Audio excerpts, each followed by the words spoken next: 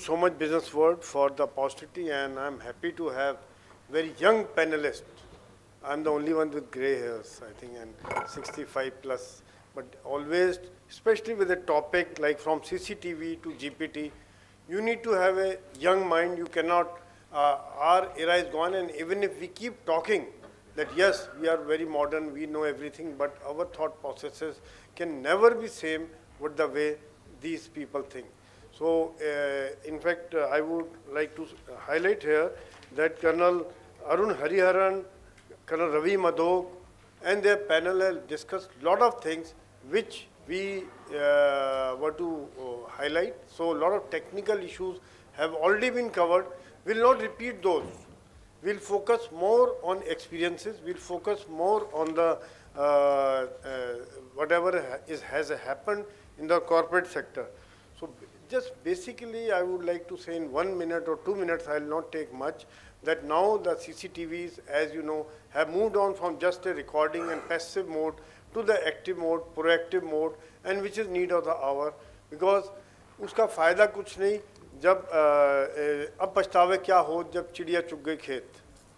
तो एक बार इंसिडेंट हो गया, चोरी हो गई, लूट गया, उसके बाद फायदा कुछ नहीं, because before any major incident, before any major crime, every gang, every criminal, every terrorist carries out a detailed recce, thorough recce.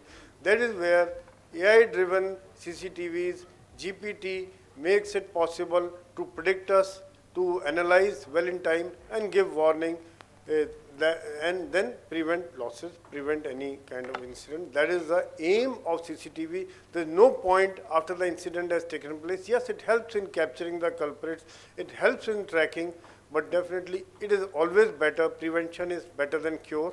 So we go ahead with this. Before we start, I think I'll request the panelists, young panelists, to give the brief introduction one by one. Good afternoon, everyone. I'm Colonel Dinesh. I'm an army veteran of 22 years, post which I did my management from FMS and did a stint of entrepreneurship for 3 years. Then I joined the Bureau of Police for another 2 years, and now with a multinational for the last 4 years.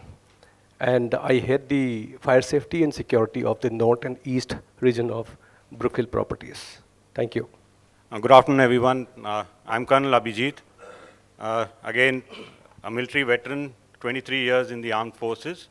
And I'm young in the security domain because it's just been 2 years for me to transition. Immediately after my transitioning, I joined the Vedanta group as CSO for one of the manufacturing plants based out of Chhattisgarh. And for the last 1 year, now I am looking after the country's security and safety issues for Aga Khan Development Network. So for all of those who still are wondering what it is, it's a development agency which also has multiple profit-making businesses. And as we progress, I'll definitely explain what are the use cases, how we've been able to exploit technology in improving our security. So that's about it for the now. Good afternoon, ladies and gentlemen. I am Major Ranjen Bhatia. I served in the army for 10 years and retired in 2022. After that, I joined Punjab National Bank in the year 2023. And I am a member of Bureau of Indian Standards, International Standards Organization, and International Electrotechnical Commission, where I am representing our bank in the surveillance equipment like cash safes, CCTV cameras, biometric access control systems, gold safes, currency chests, lockers, FRRC, FRFC, etc. And it has been a very fruitful journey, and I hope to continue here itself. Thank you. Good afternoon to all of you. Myself, Sohanpal Yadav. So I started my career with Reliance Industries Limited in 2007. After 10 years service at different location, I moved to Suzuki car manufacturing in Mehsana. Then after I started my own venture, private limited, but then COVID came into picture. Then again changed the strategy. I joined Cadbury, Mondelez International up to 2 years in Baddi location. Then I joined Vedanta Limited and I was located in Goa. It was a Sesa Goa business, iron ore business. And recently I switched to new organization. It is a Avaada Energy. So right now I am associated with the Avaada Energy. We are producing green energy through solar and wind and some more other ventures. and looking after their pan-India operations. Thank you very much. Thank you so much, panelists, for your brief introduction. You kept it really brief. So, in the earlier panel discussion, Captain Panda had highlighted of some benefits of integrating AI and generative tools into security. Abhijit, I would request you to add on to that and also share some examples if you have any from efficiency, situational awareness, decision support. Over to you. Thank you, sir. Since morning, the panelists and the keynote speakers have spoken how security has transformed from seeing to sensing, from technology as a tool to technology as a teammate, and Captain Sanjay in the morning mentioned that now the technology is predictive and intelligent. How we've able to capture it is through convergence of technology and the physical measures which we have. I'll talk about few use cases with my little bit of experience in the corporate, which has helped us to improve efficiency, has helped us to gain situational awareness, that to real time, and thereby facilitating our core issues which every security professional looks like. My first example would be, we manage a museum based out of Delhi, which has a footfall of almost 3,000 to 5,000 on a daily basis, and on weekends it doubles the capacity. And for a security professional, the three pillars for us to safeguard are firstly keeping the artifacts safe, secure. Second is ensuring that all our visitors who visit are safe. And third, have a good visitor experience when they are moving around the museum. How we've addressed this was very simple. We utilized AI-based cameras and analyzed all the inputs, starting from how much time people are spending on a particular artifact. It sounds very mundane, but it helped us to reorganize the artifacts, because sometimes we saw that almost 50 to 60 people are clinging to an artifact and not able to get the real feel of that artifact. So we reorganized it, placed the artifact in a manner that it's 360 coverage, so more people can look at it. One of the dangers for us is defacing of artifacts. So what we did, we started using the behavioral analysis, which Captain Panda also spoke about. So we could gauge the temperament of the visitors who are coming and alert the guards at the same time that X is roaming around artifact 3 or 4, please be a little careful. We also analyzed what time of the day more people are coming and what are lean periods. So we reorganized our security professionals who are guarding the artifacts or who are in the museum accordingly. If I talk about generating situational awareness, as I mentioned, behavioral analysis we carried out. Second was anyone moving towards the restricted areas. So that was second thing which we did. If I talk about decision making, so we clubbed our emergency services with AI-based cameras. So in case there is any issue of hazard within the museum itself, we are able to integrate the cameras and the AI, which can prompt and safeguard the visitors to the safest assembly point.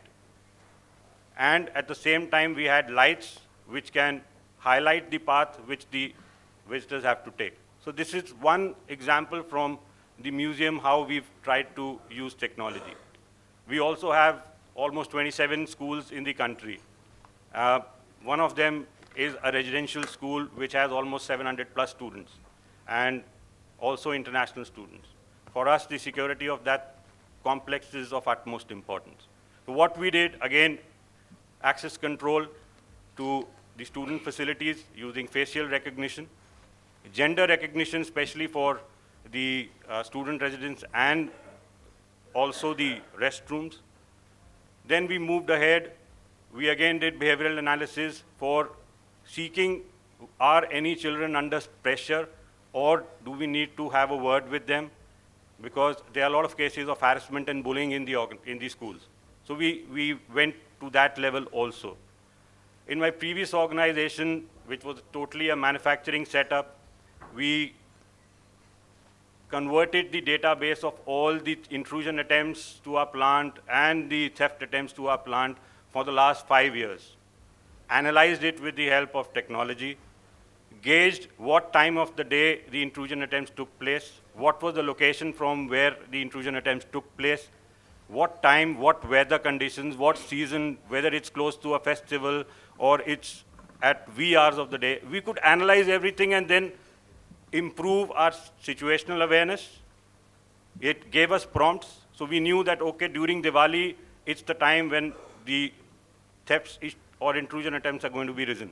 So we placed our technology and physical measures accordingly, and we were able to carry out 100% reduction in theft in 1 year's time, and probably 80% reduction in the intrusion attempts. So this is how we've utilized technology in various use cases of whatever our speakers have spoken since morning. We just wanted to share a few use cases with you all. Wonderful, Abhijit. In fact, AI is a weapon, it is a power with you. How you use it, that is very important. You need to analyze, you need to identify how to use it. That's very good examples he has given, that carry out the data mining, identify the vulnerable areas, identify the places, and then accordingly modify and be dynamic in your deployments. Wonderful examples, Abhijit. And next I'll come to you, Major Ranjen. Do you think AI-driven tools like GPT can eventually replace certain human decision-making roles in security, or will they remain assistive? Explore the human-machine balance, share some examples, or if you have implemented something in your bank, in Punjab National Bank. Sir, I'll give a one-liner to this question, that AI never gets tired, humans do. Coming to our banking industry, we are implementing AI in a huge way. At present, we are operating our gold loan vaults, cash vaults, and currency chests with the help of artificial intelligence. Like the authorized personnel who is authorized to access these vaults are firstly given access only by the artificial intelligence camera, which captures their image, and then a OTP is sent on their mobile. And when the verification code is given by the person, then only the access is granted to the vault. This is how we are controlling the access control system to the vaults at the pan-India level in our bank.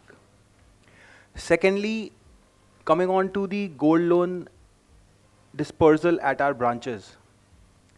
We are using AI to audit if all the SOPs and compliance have been followed by the staff when they are disbursing a gold loan. Whether did they get it checked from the Johari, whether did they get the certificate of hallmark from the customer, or if there are any lacunas, then the audit can tell us whether that this was the lacuna, and we can rectify it whenever the next dispersal is being done. We are using AI in branches and ATMs. How?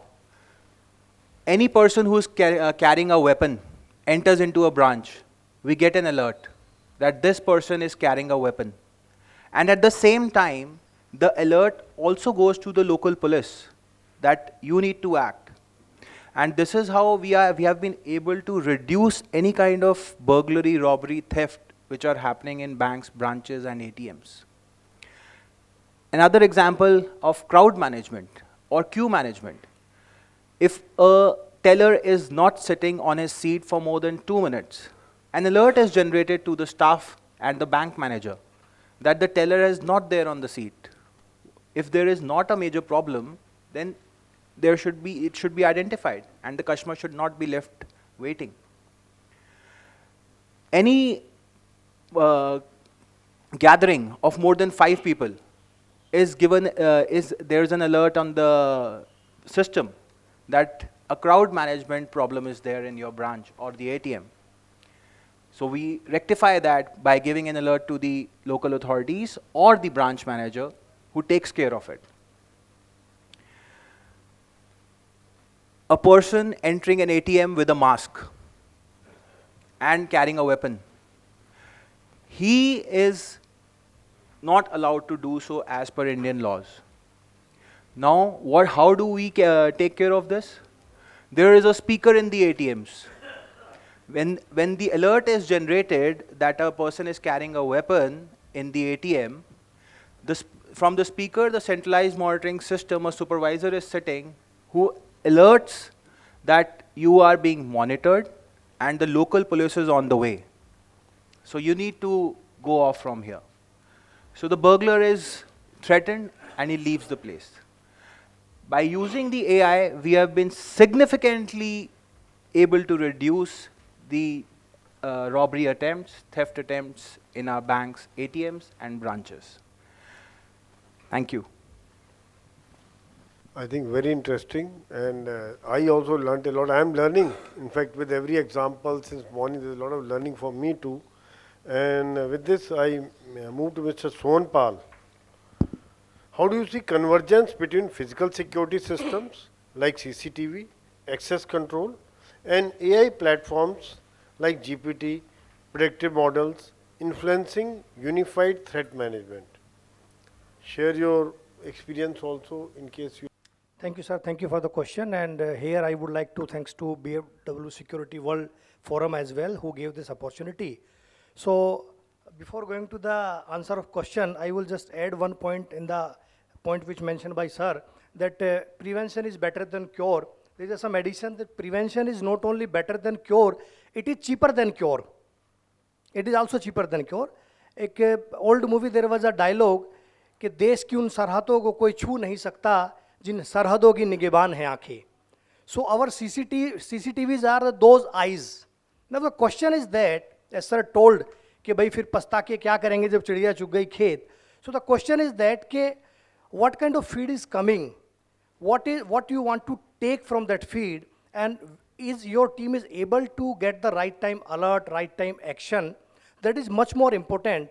And I would also add that a leader or a team or any organization is as good as his weakest link. Yani ki our operator, our guard who is performing duty in the ground, how sound he is, how we are ensuring his training.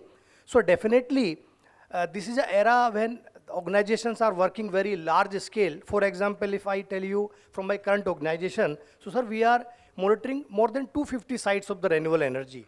And in renewable, it is a different kind of challenge. Sometimes you have to take a agency of somewhere who has help in the business of not that level. Now you have to work with those agencies, those guys who are local, at least to come up to that level. So this synchronization between the CCTV using of the GPT and the AI in the analytics is very much important. So first of all, nowadays it is reactive to proactive approach. For example, one incident happened last time. So what was the learning of that incident? If our CCTV, our ecosystem is trained in that way, so they may give you the pre-alerts. Okay, now the gathering is increasing. Now, from the 2 kilometers of your gate, if for example 2 jeeps are coming and 2 boleros are coming and people are filled in that boleros, 25-30 लोग आ रहे हैं, 25-30 आपके gate पे, they can co-link, they can give you the trigger. So as far as you will be getting the information, you can make your strategy. Another point, for example, there is a person who is blacklisted due to any reason in your organization, manufacturing site, any corporate. So if you have a smart system and you have given the feed of those blacklisted guys to the system, and in any case after 3 months, 4 months or 2 years, that guy came into your vicinity with someone, and the guards might have changed because there's a lot of attrition in the security. But system will give you alert. Now, the mix of technology and human is required because it may be the dynamics has been changed and CEO itself called that guy from some business purpose, or may have the government has changed, dynamics have shifted. Maybe they are exploring his help to explore new area, acquisition of the land and anything. So this mix is required. Another point, when you are having a large scale of data to analysis, so this kind of tools and technologies are required to be used. Another point, it enhances the capability of your command center, because everywhere it is a cost. One of the biggest issue in any corporate is that every management, you can say leadership, they want a response from a guard like a ACP Pradyuman in the CID serial. But if we are paying, so it is a minimum wage. If you are recommending some allowance, some extra skill, so there is a very big, you can say, drop out over there. So you have to convince them.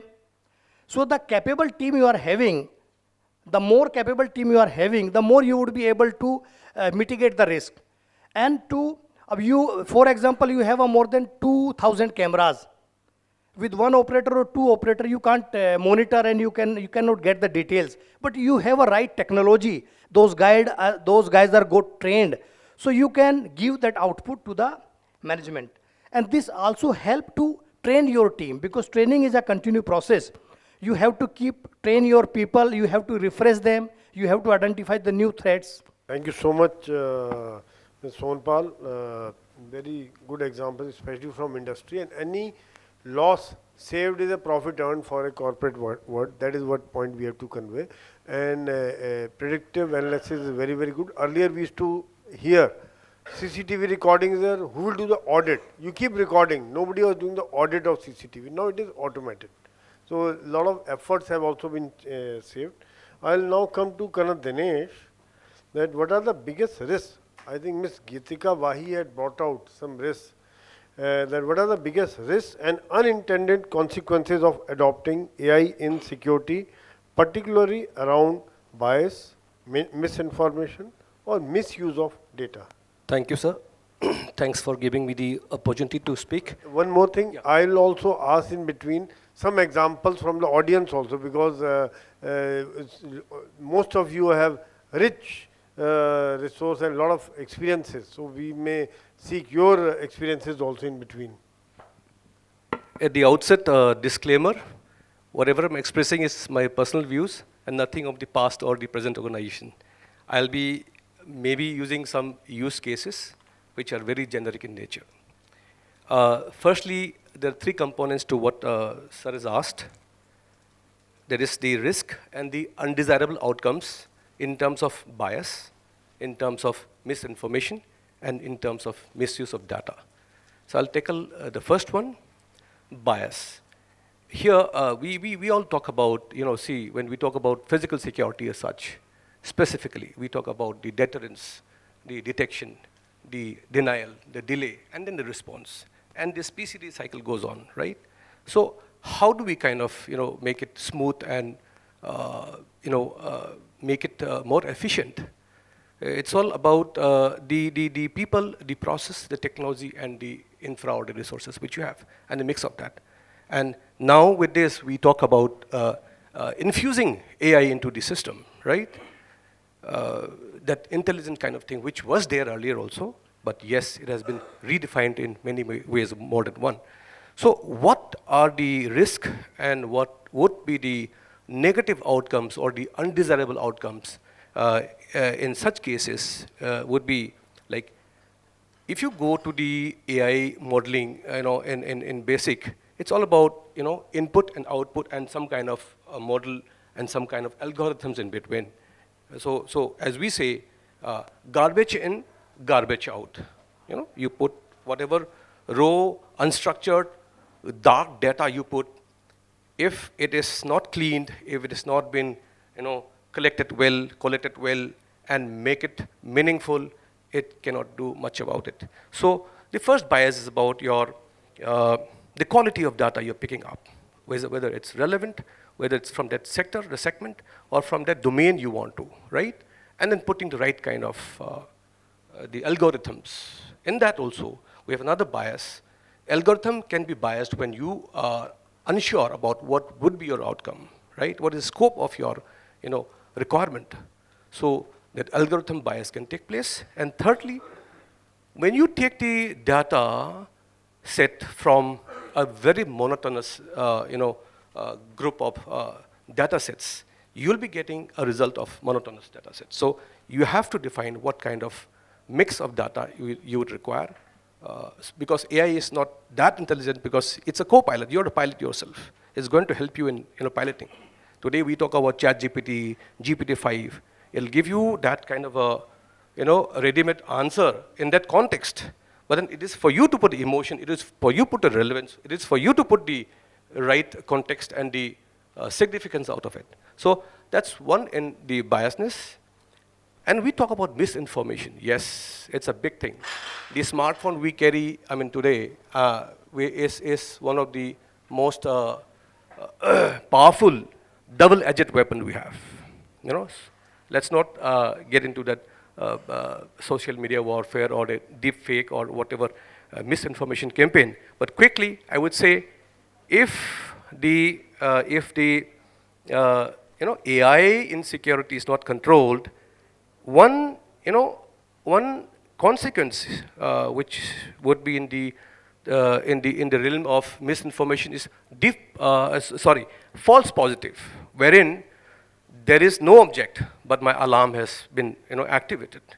And the opposite of that is a false negative, wherein the object is there, be it animal, man, or whatever object you want to detect or deter or deny or whatever, and the alarm does not go off.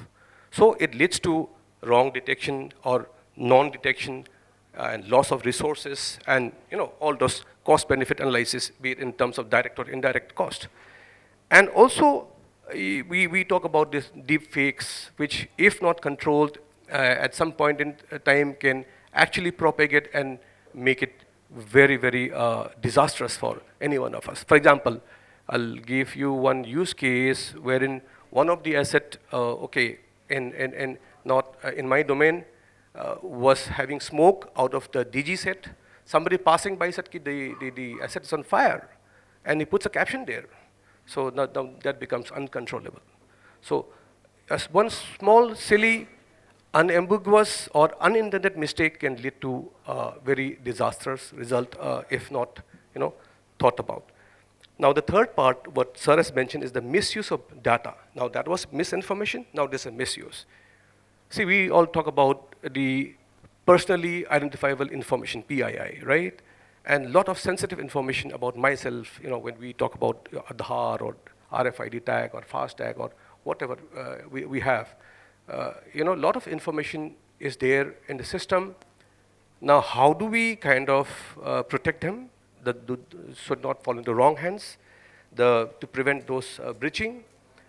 And yes, the privacy issues concerned with that. And also the surveillance and the profiling which can be carried out en masse if not checked. So these are three things which can happen in case if the AI model or this thing is not being governed well. It has got this risk and undesirable outcomes. Thank you, sir. Very well said, Kishan. In fact, you rightly said garbage in, garbage out. So artificial intelligence, ultimately artificial, it is not intelligence. So whatever you feed, whatever we feed, we get that kind of output only. That's very, very important. And with the malicious intentions, a lot of countries are doing that. A lot of people are like deep fakes, fake information, fake feeding. All these things are going on. However, in security field, we need to understand, as most of the speakers have shared their experiences, that ultimately it is your own intelligence and how you use the AI, how we use this power, that matters a lot. In fact, we are left with very little time. We'll not go for the second round of questions. We'll seek the examples from the audience in case somebody wants to share the audience. And I also wanted to welcome Kumar Vikram Singh. Good to see you here, sir. Absolutely. Thank you so much, panelists. Wonderful points. And I would like to add here this human intelligence will always remain supreme, definitely, because the kind of ingenuity we always have, and AI should remain subservient to us, and they should only assist us. Autonomy has an issue of ethics, because then there's a feeding of data. What kind of data is fed into it? There's garbage in, garbage out, which they had brought out. Well said, and thank you so much, panelists, and thank you so much, audience. In case there's anything, we can take on the questions. Do we have time? Okay, then we'll have questions during break, some break.